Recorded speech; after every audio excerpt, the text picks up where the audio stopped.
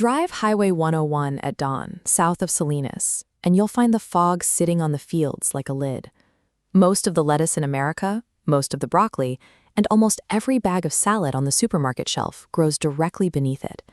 They come from a single 90-mile trough bounded by fault lines, watered by a river that runs completely upside down.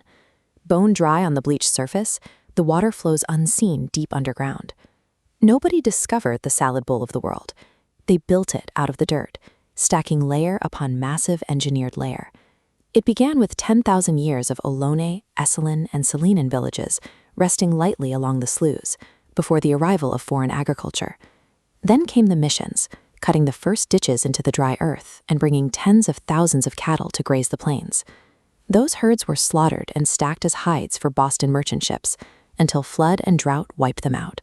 The soil was quickly turned for wheat, harvested by iron headers and shipped out on Southern Pacific locomotives that reached Salinas in 1872.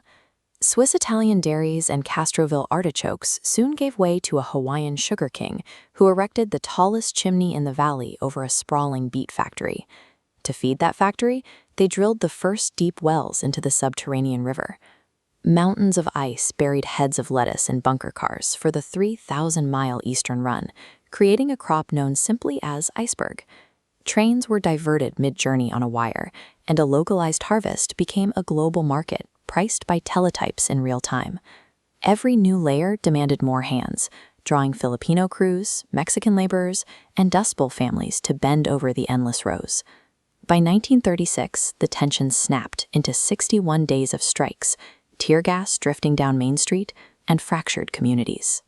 Yet, while the labor laws were rewritten above, the relentless iron pumps kept churning silently below. Science eventually traded the ice for vacuum coolers and clear plastic bags, but the deep wells never stopped drawing from the aquifer until the water table dropped below the sea. The flow reversed, pulling the Pacific Ocean inland directly beneath the lettuce. Every previous layer solved one problem only to create the next. This singular trough fed America, but now faces the question of whether the exact same engineering that built the bowl can possibly save it. Salad Bowl of the World.